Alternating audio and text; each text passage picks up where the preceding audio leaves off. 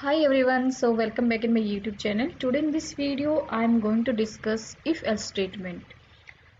What is if-else statement? If-else is a branching statement that is used to take an action based on some condition. For example, user gives some input like account number and PIN. Only then he is going to allow to withdraw the money. So based on some condition, uh, it's going to take an action. So let's understand with the help of example. So here I take variable 1 10, variable 2, and I will take input from the user. So here I will write input. So input basically is in string format. So converting into integer, I will write here int, and I will write here if variable 2 is greater than variable 1, then it will print greater, else it will print lesser, else it will print lesser.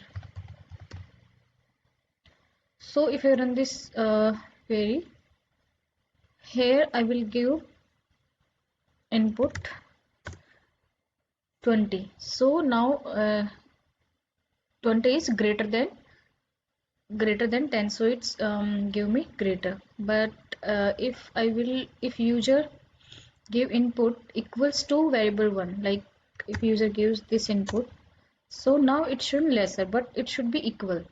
So for this we have to write some another condition. So I will write here if variable 2 equals to variable 1, then it should print equals.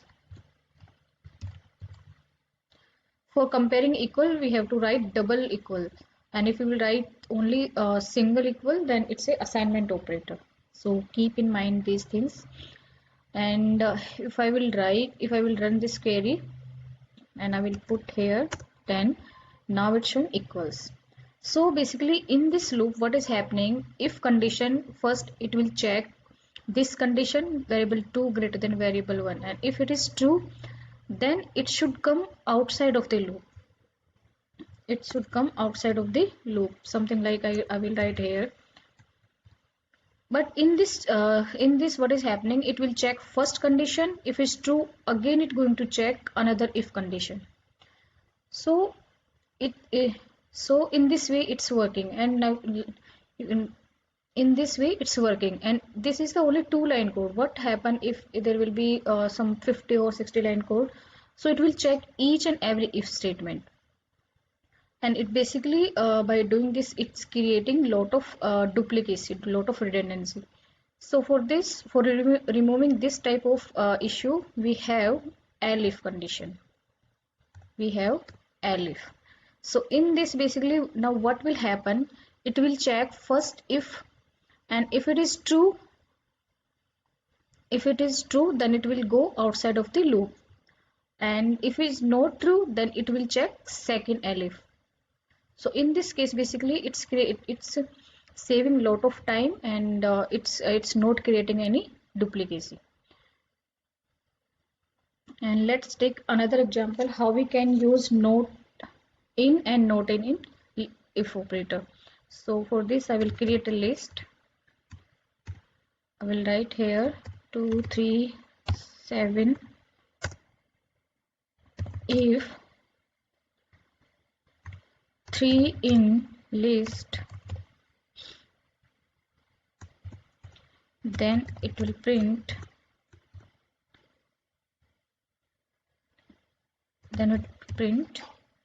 true.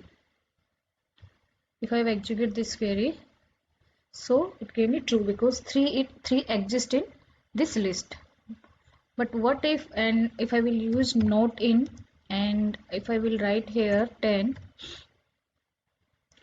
in that case number, okay, not in, sorry,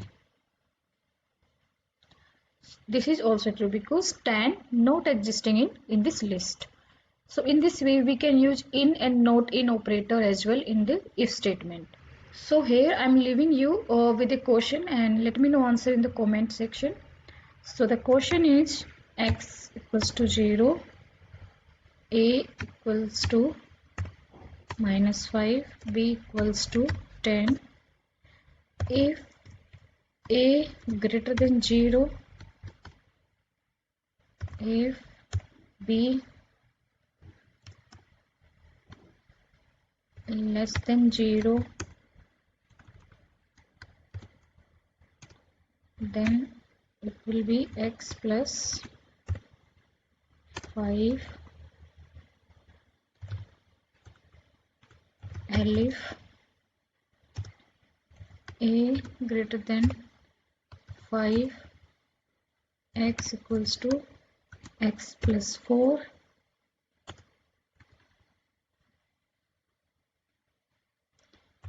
else x equals to x plus 5,